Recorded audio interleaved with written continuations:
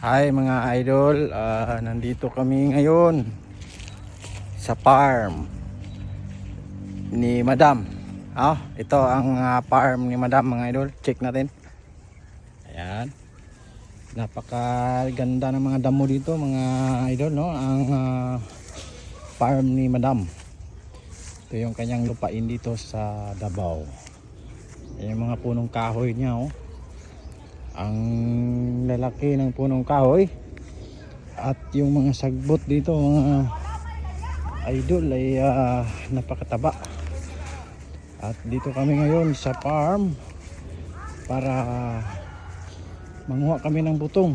Ayun yung butong mga idol, yung buko. Iwan ko kung magkano lang yung ilan lang yung buko dyan. Dahon na laya, butong na laya pala. Ayan yung aming madam, yung may-ari ng farm, yung mga tauhan niya, yung si Tatsuki, yung kanyang pinakakaraan ng trabahante. Makita kami ng buko mga idol. Yan yung ating mga utot-utot, utot-utot namin dito ang damo. Walang unod, walang sabaw, ungol ang tawag dyan, ungol. Ungol ang tawag sa butong na walang niyog, na walang tubig. Ungol. Ayan yung aming niyog.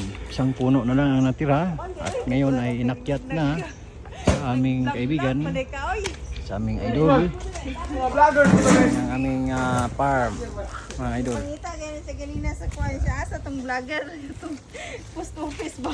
Vlogger. Kwanto katong Post office ba? itong Google AdSense. Ayan yung aming tirador. Makyat na sa puno ng niyog. Baka makakuha kayo ng ungol dyan, ha? Yung niyog na walang tubig. Ayun. Baka ungol yan, baka ungol. Check daw, baka ungol. Ungol? Kumuha kami ng mga niyog dito para bukas, para pang gawa ng biko, pang binignit mga idol, dahil mahal na araw ngayong dahil Holy Week tayo ngayon mga idol. Kumuha kami, ubusin namin yung bunga ng niyog dyan sa luyot. Utot. Sa loya? Saan eh? Utot mo na. Ha? Utot. Tututot na mo gusto bunga. Saan eh oh? Utot na. Muna ang makaon ng sagot. Utot.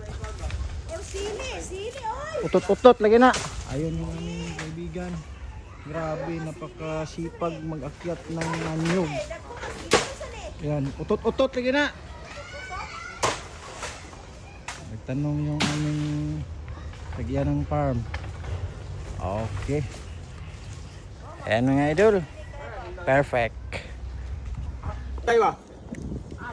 Ayan yung aming mga buko na nakuha. Wala ka buko na dalhan.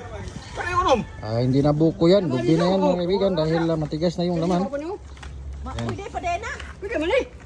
Pwede naman guna. Perfect. Uyo mo isa.